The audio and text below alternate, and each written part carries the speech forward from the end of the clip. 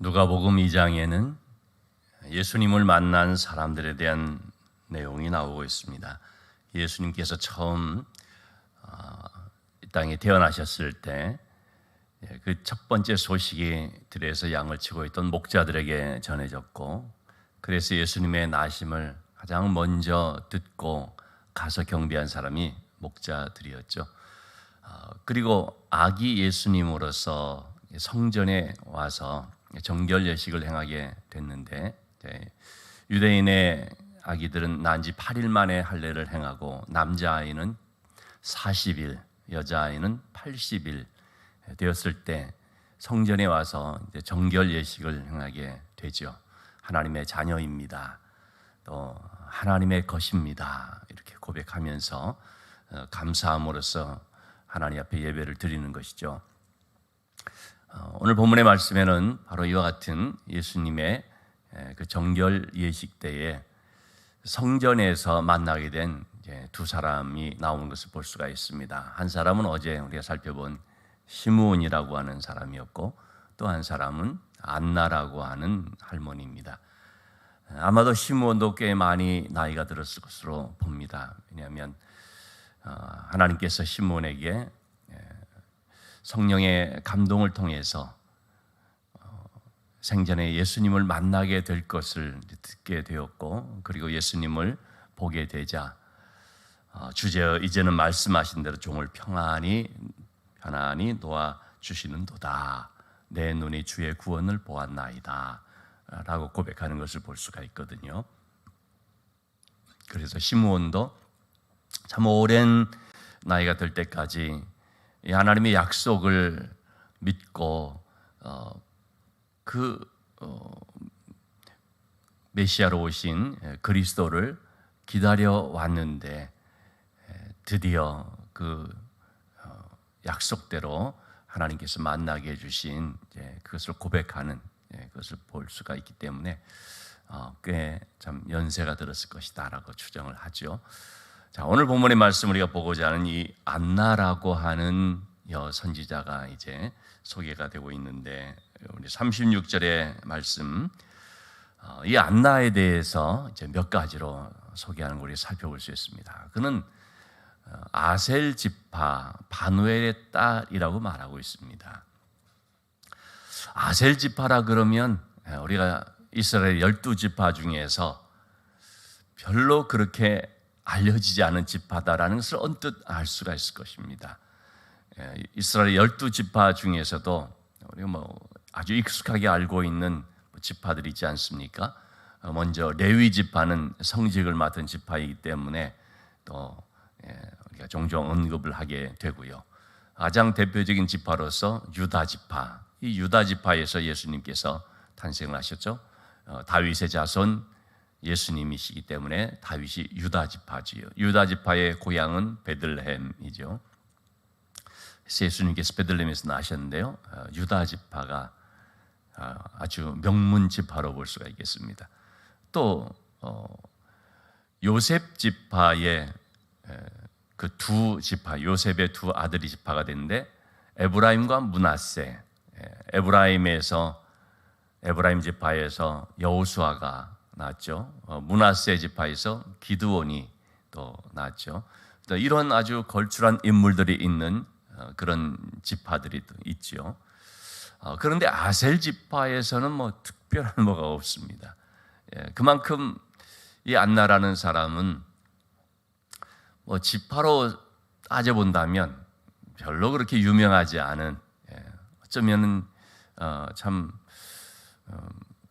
그런 자랑스럽게 내세울 만한 조상이 없는 어떤 그런 지파였다고도 볼 수가 있겠죠. 그런데 바로 그런 아셀 지파에서 정말 그 집안을 아주 빛나게 만든 그 사람이 바로 안나 선지자 자신이었던 것입니다.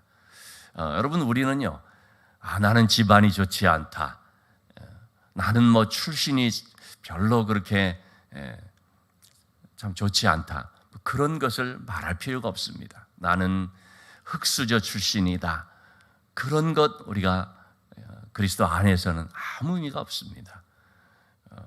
집안이 좋지 않다 할지라도 내가 예수 그리스도 안에서 하나님 앞에 귀하게 쓰임 받으면 그 집안을 빛내는 인물이 되는 거 아니겠습니까? 우리는 뭐 누구를 탓할 거 전혀 없습니다. 내가 어떻게 사느냐가 중요한 것이죠. 다시 말하면 내가 하나님의 은혜 안에서 어제 우리가 살펴본 것처럼 의롭게 경건하게 하나님과 바른 관계를 갖고 또 하나님의 말씀과 밀착되고 하나님과 늘 동행하는 삶을 사는 그런 가운데 있으면 쓰임을 받는 것이고 그로 말미암아 한 우리 집안이 믿음의 명문 가문이 될 수 있는 것이고 나로 말미암아 온 집안이 흥왕케 되고 하나님의 축복을 받게 되는 참 그래서 우리는 얼마든지 축복의 통로로 쓰임받을 수가 있죠. 아셀 지파지만 안나라고 하는 그런 한 사람이 태어난 걸 보게 됩니다. 그는 바누엘의 딸이라고 말해주고 있습니다. 바누엘이라고 하는 말은 히브리식 표현으로 하면 분이엘이라는 말입니다. 그럼 분이엘 하면은 뭐가 떠오릅니까? 분이엘이라는 이름이 처음 나온 것은 바로 야곱이 그 야복강가에서 하나님과 하나님의 천사와 씨름하면서 저에게 축복해 주세요. 그러면서 이제 하나님의 응답을 받게 되지 않습니까? 비록 허벅지 관절이 위골되는 그런 하나님께서 이렇게 치시는 그런 일이 있었지만 그럼에도 하나님의 축복을 받기 위해서 간절하게 끈질기게 엎드리면서 기도하는 가운데 마침내 하나님께서 이제 복을 주시는데 그때 그 많은 걱정과 또는 두려움 속에 있던 이 야곱의 마음이 너무나 밝아지면서 하나님의 평강이 그에게 임하니까 하나님의 응답이 그에게 임하니까 여러분 이 응답이라는 것은 첫 번째 응답이 뭡니까? 평안이거든요. 그 마음이 평안해지는 하나님께서 나와 함께 하시는구나. 하나님이 내 삶을 지켜주시는구나. 하나님이 반드시 이 문제에 대해서 역사해 주시겠구나. 이런 확신을 갖게 될 때 평안이 임하게 되죠. 그러자 그가 하나님의 얼굴을 보았다라고 하는 그런 의미에서 하나님의 얼굴, 분이엘, 분이라는 말은 얼굴, 엘이라는 말은 하나님이죠. 그래서 하나님의 얼굴이라고 하는 표현을 쓰죠. 자, 그러니까 이 이름을 분이엘이라고 지었다는 것은 뭡니까? 그 아버지가 보통 이름을 지으니까 그 아버지의 신앙이 어떠한지를 좀 볼 수가 있죠. 안나의 아버지 이름이 바누엘이라고 분이엘이라고 했을 때 안나의 할아버지의 신앙이 참 괜찮았지 않았을까라고 우리는 좀 짐작해 볼 수가 있죠. 그 안나의 할아버지가 자기의 아들, 안나의 아버지가 되는 이 아들을 낳았을 때 너는 분이엘이야, 하나님의 얼굴이야. 그만큼 어떤 그런 믿음을 가지고 자녀의 이름을 지었다고 한다면 적어도 안나의 그 집안의 모습은 참 신앙적인 분위기였을 것이다 라고 이렇게 짐작해 볼 수 있다는 것입니다. 이렇게 안나는 어떤 그런 믿음의 배경 속에서 태어났다고 할 수가 있는데요.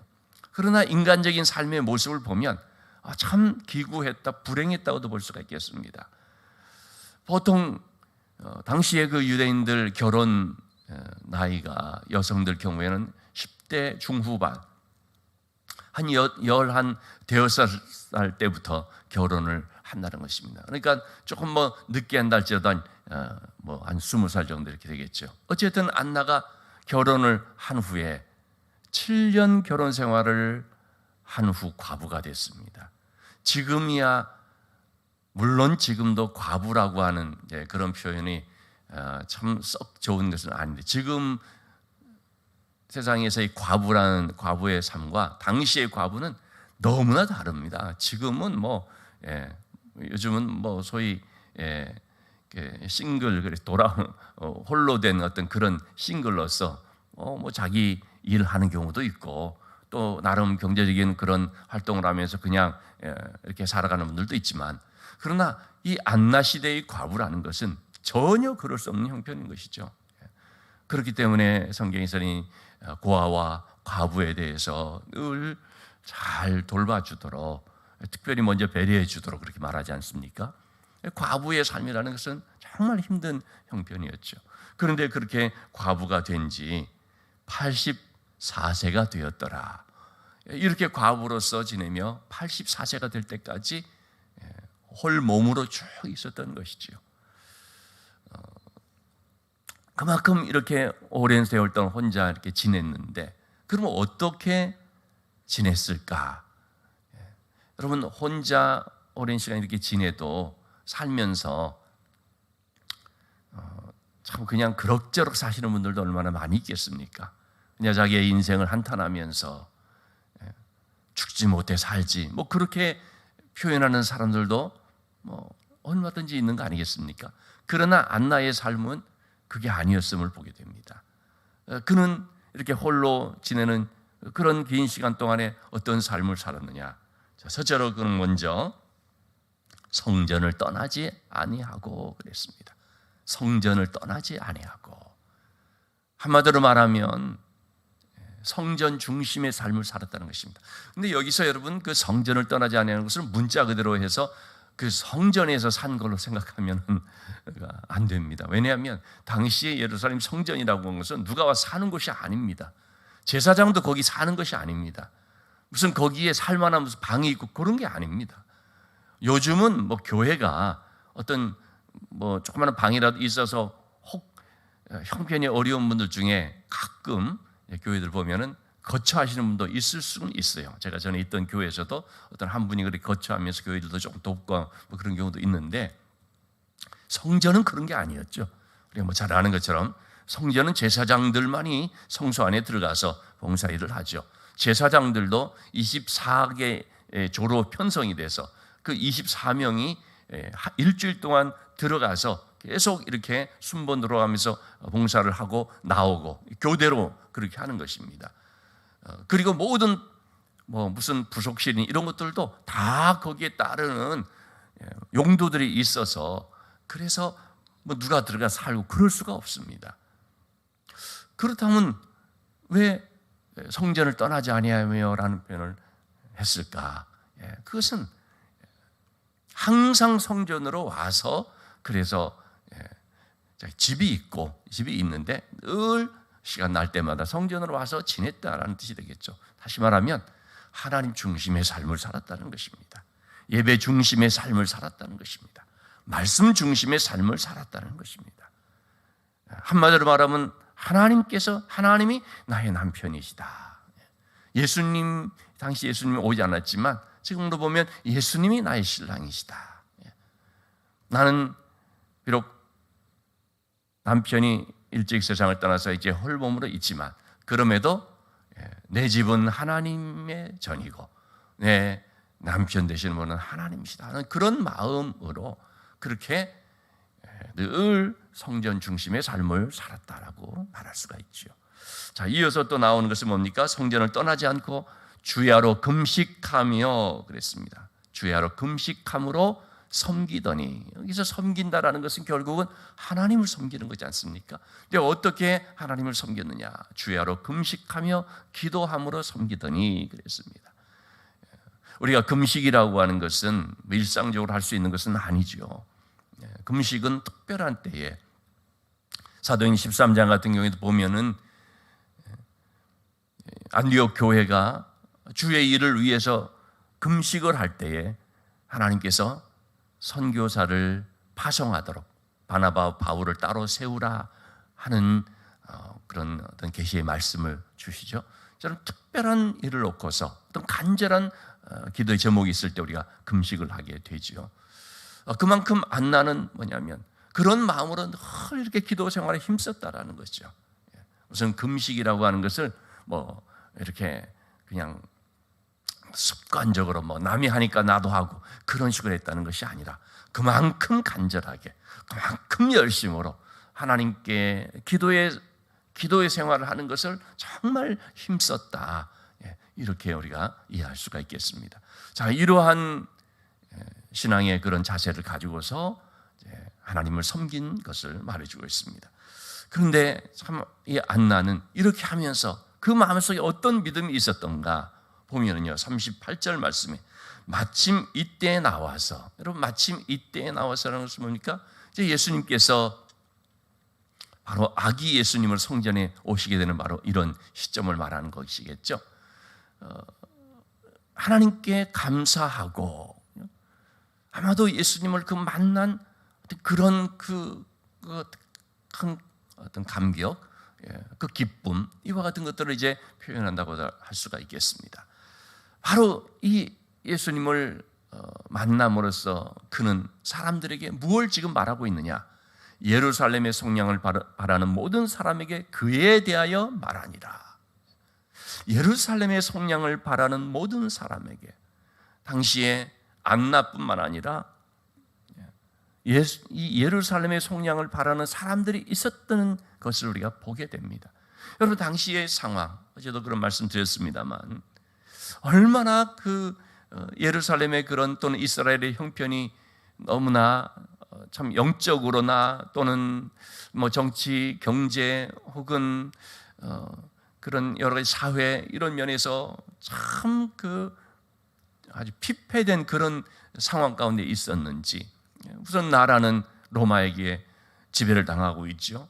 로마에서 임명한, 로마에서 그냥 일방적으로 임명한 그런 헤롯이라는 왕은 얼마나 정말 이 악한 그런 악정을 하고 악한 정치를 하고 있었는지, 거기에 또 로마에서 임명한 빌라도라고 하는, 로마에서 파송한 빌라도라고 하는 또 총독이 있거든요. 또 이 빌라도는 총독 때에 이제 예수님께서 십자가에 달려 죽으시게 됩니다만은, 어쨌든 예수님이 갓 태어났을 때 온 총독이 꼭 빌라도는 아닐 수 있지만 어쨌든 이 총독이 또 거기에 상주하고 있거든요. 가이사라라는 것도 주둔하고 있고, 그래서 뭐 조금 소요가 일어날 만하다 그러면은 와서 막 그냥 진압을 하는데 가혹하게 막 진압을 하고, 그리고 또 로마 정부에서 세리들을 이게 세워서 그냥 세금을 이렇게 걷어들이는데 뭐 그야말로 뭐 조금 생산을 뭐 좀 할 만하다 싶으면 다 세금으로 뜯겨 나가고, 뭐 정말 너무나 살기 힘든, 그런데 더 큰 그 의로운 백성들에게 마음의 상처가 되는 것은 뭐겠습니까? 이 종교 지도자들의 그런 또 횡포, 그런 악함이었던 거죠. 백성들의 마음을 어루만지면서 지금 신앙적으로 영적으로 섬겨야 될 그런 종교 지도자들은 어떻습니까? 예루살렘 성전을 가지고 자기들의 돈벌이 수단으로 삼고 있으면서, 그러면서 겉으로는 뭐 경건을 포장하며 바리새인, 서기관, 사두개인 뭐 이런 사람들을 보면은, 그러면은 자기들은 뭐 아주 괜찮은 것처럼 말이죠. 오죽하면 예수님께서 화있을진저 외식하는 서기관과 바리새인들아, 이렇게 말할 정도로 그런 것이 바로 또 영적인 그런 상황이었으니까 얼마나 참 의롭게 살고자 하는 그런 사람들의 마음에는 깊은 상처가 있게 되는지, 이런 형편 속에서도 이스라엘의 속량을 바라보는 사람들이 있었다라는 거죠. 속량이라는 것은 뭡니까? 말 그대로 하면은 값을 지불해서 풀어주는 것이거든요. 다시 말하면 이제 구속, 구원을 말하는 것이죠. 단지 예루살렘의 구원, 이스라엘 구원을 말하는 것이겠습니까? 이 땅의 구원, 이 땅의 회복을 말하는 것이, 죄의 값을 지불함으로써 우리를 죄로부터 해방시키고 진정한 구원을 이루실 어떤 그런 속량, 대속제물로 오실 메시아 그리스도, 그를 바라보는 사람들이 있었던 거죠. 여러분 오늘날 우리의 이 형편을 볼 때도 어떻습니까? 지금 2022년 오늘이 11월 1일, 11월 첫날 우리 월삭기도 드립니다만은,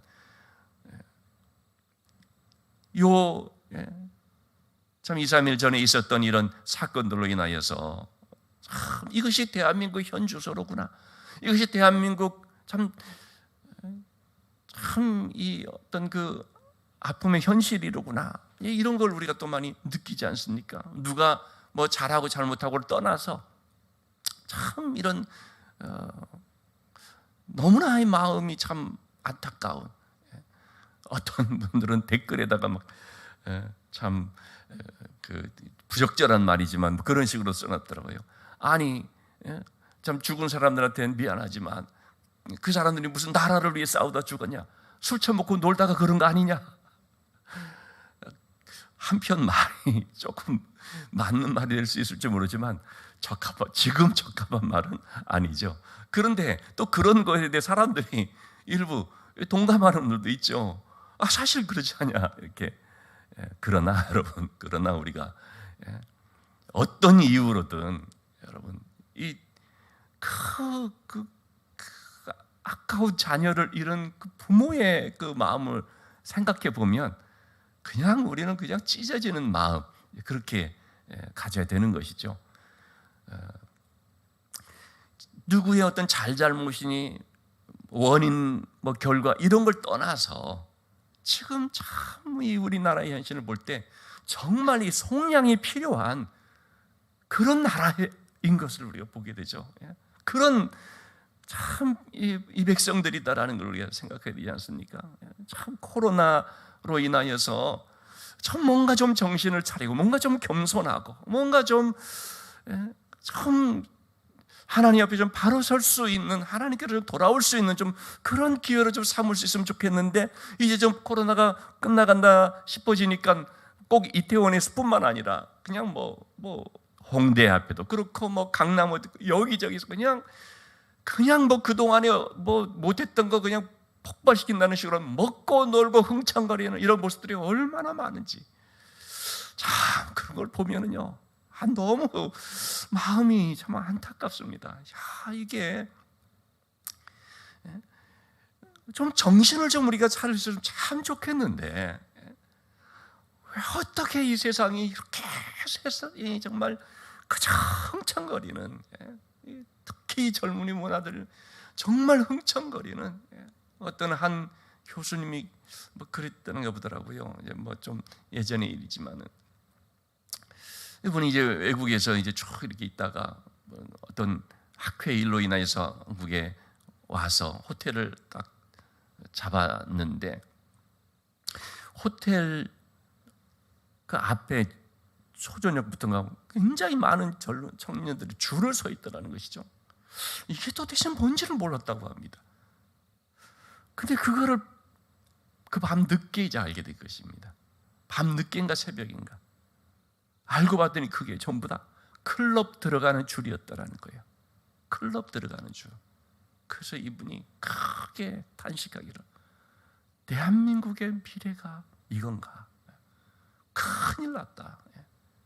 외국 어디 가도 이런 게 없는데, 외국 어디 가도 사실 여러분 우리는 참 이렇게 보지만은요, 진짜 우리가 외국 어디 이렇게 가서 보면은 그렇지 않고 일부 그렇게 하죠. 일부. 정말 그런 점에서 우리는 이 청년들을 위해서, 자라난 세대를 위해서 눈물로 기도해야 되죠. 뭐 우리 자녀만이 아니라 정말 눈물로 기도해야 되죠. 어떻게 이 젊은 세대들이 고민하고 씨름하고 공부하고 일하고 정말 미래를 준비해야 되고 뭐 이런 청년들 세대가 그냥 술 취하고 그냥 춤추고 먹고 놀고, 그런데 그렇게 그냥 줄 서서 막 그냥 그런 식으로 하는 이스라엘의 속량을 바라보는 안나 시대에 너무나 탄식하는 마음을 가지고 그런 기도하면서 하나님의 그 구원의 약속을 바라보는 사람들이 있었던 거죠. 안나도 물론 그 중에 한 사람이고, 그가 바로 그러한 사람들에게 이 예수님이, 아기 예수님이 바로 구세주이시다, 우리의 구원을 위해서, 우리의 속량을 위해서 드디어 하나님께서 그리스도를 이 땅에 보내주셨다, 그 얘기를 지금 하고 있다는 것입니다. 여러분, 우리도 마찬가지입니다. 이 세상을 보면서 슬퍼하고 탄식하고 그것만이 아니라 이 땅의 속량을 위해서 하나님 보내신 그리스도가 오셨다, 그분이 예수님이시다. 우리가 할 일은 바로 그분을 전하는 것이죠. 열심히 그분을 전하는 것이죠. 우리가 그래서 참 이 다음 세대를 위하여서도 늘 이 복음을 전해주기 위해서 또 힘써야 되는 것이고, 이를 위해서 또 기도해야 되고, 하나님께서 이 땅의 모습을 보면 우리에게 그저 아파하고 힘들어 말하도록 하는 것이 아니라 바로 이 복음을 속량의 이 복음을 전하도록 그렇게 사명을 주신 줄로 믿습니다. 그래서 우리는 열심히 기도하면서 교회 중심의 신앙생활을 하는 가운데 이 땅에 진정한 속량을 이루시는 예수 그리스도를 또 전하는 이러한 삶을 통해서, 그래서 우리의 주어진 생명이 참 의미 있는 삶, 하나님의 사명을 감당하는 삶이 되어야 하는 줄로 믿습니다. 11월 첫날을 시작하면서 이 한 달도 우리의 삶이 안나 여선지자, 이 안나 할머니와 같이 하나님 중심의 삶을 살고, 예배 중심의 삶을 살고, 기도의 삶을 살고, 그리고 속량의 이 메시지를, 말씀을 전하는 삶을 살아가는, 참 그래서 이 땅에 진정한 소망을 좀 가져오는 어떤 그런 등대지기와 같은, 주님의 빛을 세상에 비춰 보여주는 이런 등대지기와 같은 그런 삶을 살아가는 우리 모두가 될 수 있기를 주님의 이름으로 축원합니다.